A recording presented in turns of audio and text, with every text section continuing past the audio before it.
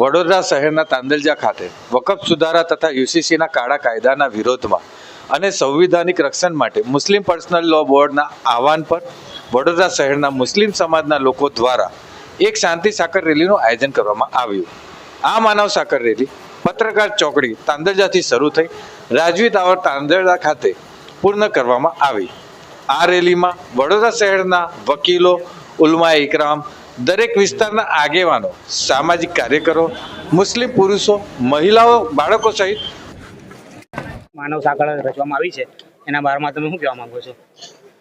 તમે અવારનવાર જોઈ રહ્યા છો કે આ સરકાર ના કોઈ કાયદો રોજગારને લઈને લાવે છે, ના કોઈ કાયદો એજ્યુકેશનને લઈને લાવે છે, કે ના કોઈ કાયદો લોકોને 2 ટાઈમ ખાવાનું મળે એના માટે લાવે છે. માત્ર ને માત્ર કોઈ ધર્મને ટાર્ગેટ કરીને તમે ધર્મને લગતા જે કાયદાઓ બનાવો છો એ બનાવવાનું બંધ કરવું જોઈએ. તમે જોયું હશે કે વકફ એમેન્ડમેન્ટ બિલ જે આ સરકારે પોતાની સીટોની મેજોરિટીથી પાસ કર્યો છે. તમે એમ કહો છો કે તમારા ઓપિનિયન આપો. તમે જોયું હશે કે વકફ એમેન્ડમેન્ટ બિલ પાસ કરતા પહેલા મુસ્લિમ સમાજનો ઓપિનિયન લેવામાં આવ્યું હતું.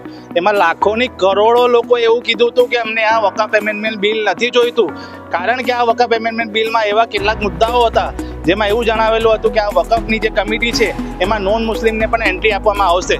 ત્યારે તમે જોયું હશે કે નામદાર સુપ્રીમ કોર્ટે આજે સરકારના વકીલ હતા તુષાર મહેતા સાહેબ, એમને પહેલો સવાલ જ એવો કર્યો કે જે હિન્દુ મોટા મોટા ટ્રસ્ટો છે અને મંદિરો છે ત્યાં તમે મુસ્લિમોને એન્ટ્રી આપશો?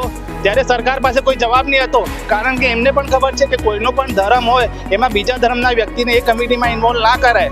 તો તમે શા માટે જે મુસ્લિમ સમાજ છે એની પરીક્ષા વારંવાર લો છો? આ મુસ્લિમ સમાજ તમે જોયો હશે કે આપણા દેશની આઝાદી માટે પણ કેટલું બલિદાન આપ્યું છે. તમે ઇન્ડિયા ગેટ પર જોશો તો તમને ખબર પડશે કે એમાં કેટલા મુસ્લિમ શહીદોના નામો લખેલા છે. તમે આ યુસીસી કાયદાની વાત કરો છો કે સમાન નાગરિક અધિકાર, જો તમે તમામ લોકોને સમાન અધિકાર આપવા માંગો છો તો પછી આ આસાન ધારાનો કાયદો કેમ લગાડ્યો છે? તમે કેમ એવો કાયદો લગાડ્યો છે કે હિન્દુની પ્રોપર્ટી મુસ્લિમ નહીં લઈ શકતો અને મુસ્લિમની પ્રોપર્ટી હિન્દુ નહીં લઈ શકતો?